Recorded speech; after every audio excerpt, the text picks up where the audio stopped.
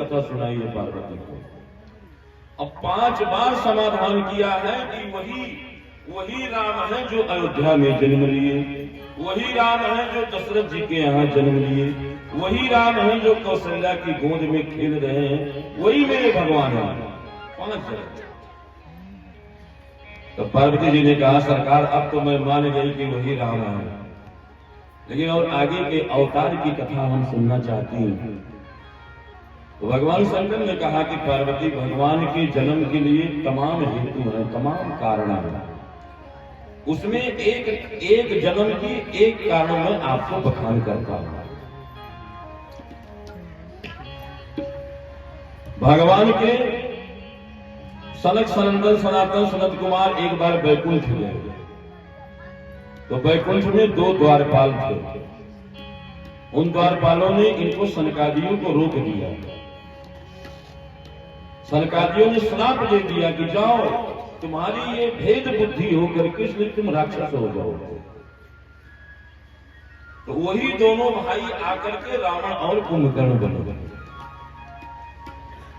और दूसरी कथा है कि एक बार श्री नारद जी महाराज ने भगवान को श्राप दिया था और उस श्राप के वशीभूत होकर के भगवान आकर के मानव बने हैं और अपने सीता जी के विरह में वियोग में जंगल जंगल घूमे हैं भगवान। तब पार्वती जी ने कहा कि नारद जी ने श्राप दिया भगवान को, ऐसा कैसे हो सकता है?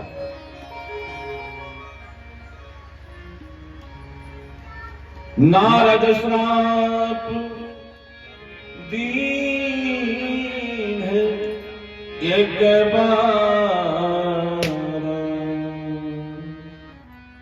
कल्प एक तेहि लगी अवतार।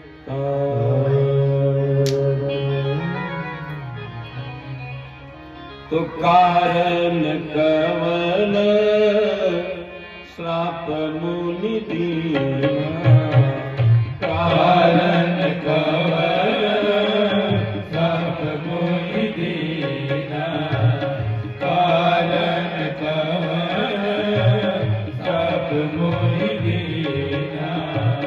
का अपराध मापत कीना, का अपराध रमापत कीना, का अपराध रमापत कीना।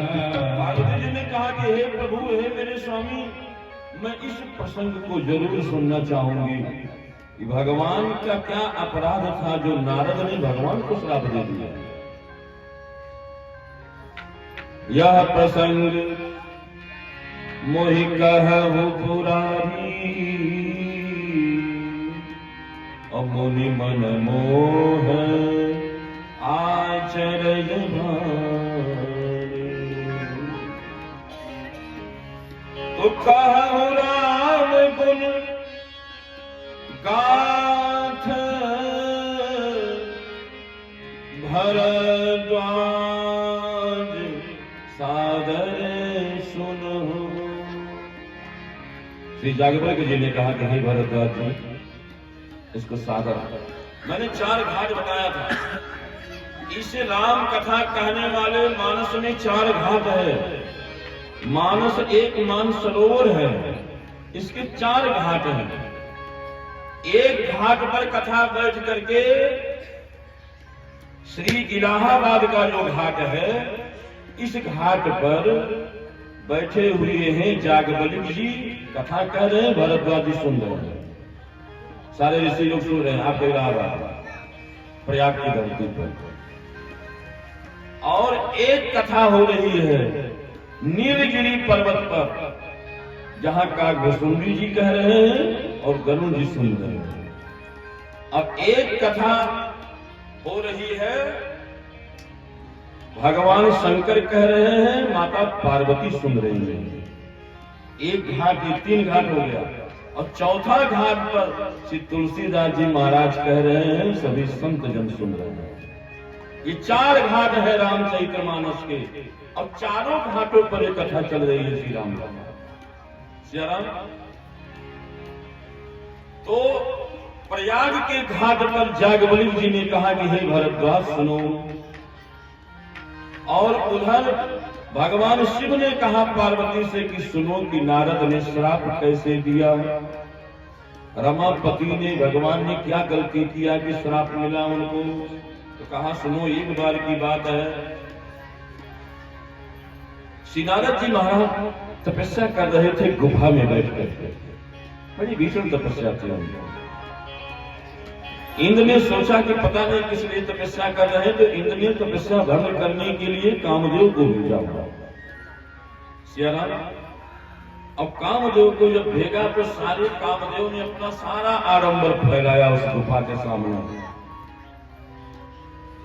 लेकिन नारद जी को कुछ व्याप्त ही नहीं हुआ कामदेव का पूरा हुआ, जितना आडंबर था कोई व्याप्त नहीं हुआ।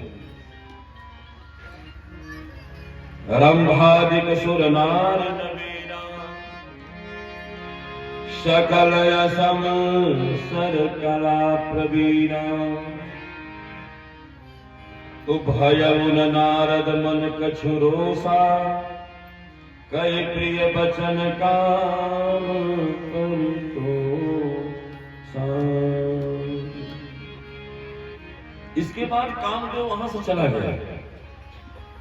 वो कहा कि मैं नारद जी की तपस्या नहीं हिला पाऊंगा, क्योंकि नारद का अर्थ होता है, आजकल तो नारद का अर्थ केवल झगड़ा वाले प्रयोग किया जाता है कि नारद आ गए झगड़ा करा, लेकिन नारद का सैद्धांतिक अर्थ क्या होता है। कहा नारम अज्ञानम जति खंडयति इति नारद। नारद जी जीव के अज्ञान को नष्ट करके और भगवान स्वरूप प्रकाश से मिलाते हैं, ये काम है नारद। दूसरा अर्थ किया कि नारद, ब्रजवासियों ने अर्थ किया कि जिसकी वाणी कभी रद्द न हो वो नारद है। नारद, जिसकी वाणी कभी वृथा न जाए। और तीसरा अर्थ हमारे गुरुजन ने किया है, जो जिन्होंने मुझे मानस पढ़ाया है। कहा नारम परमात्मानम, नारम परमात्मानम। नारद में 2 शब्द है, नार और दा। तो नारम परमात्मानम, दामने ददाति इति नारद। कहा जो परमात्मा को उठाकर भक्त की झोली में डाल देता है वो नारद है। कोई नारद है कि जो परमात्मा को भी प्रदान कर दे। आप ध्रुव को देख लीजिए, ध्रुव जी नारद जी के शिष्य थे। प्रहलाद जी को देख लीजिए, श्री नारद जी के शिष्य थे। गुरु मेहरबान तो फिर चेला, तो गुरु अगर मेहरबान है तो चेला पारवान निश्चित हो जाएगा। तो कहा ऐसे नारद जी महाराज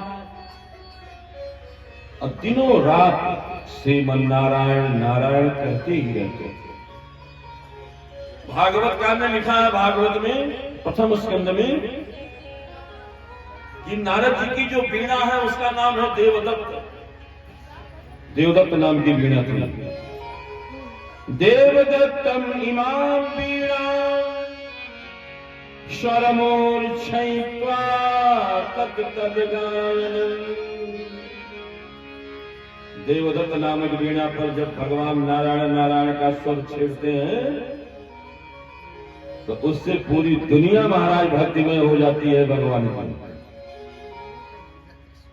ऐसे नारद आज मोह में फंस गए, अज्ञान में फंस गए। क्यों? ये विचारणीय विषय है। ये नारद की मोह की लीला मानस में बहुत विचारणीय विषय है। थोड़ा बहुत मैं विचार आपको जरूर दूंगा, क्योंकि मुझे राम जन्म तक पहुंचना है। अब आज राम जी का जन्म होना है, राम जी को मर्रो गांव में लाना है, और तब कल के बाद परसों उनका विवाह भी कराएंगे। तो हमारे श्री राम जी आज इस मर्रो गांव में उपस्थित होंगे, आएंगे। लेकिन कब आएंगे? जब हम लोग बुलाएंगे तब आएंगे। तो उसके लिए थोड़ा हम लोग बुला ले, 1 मिनट, सब लोग मिलकर बुलाते हैं हम लोग।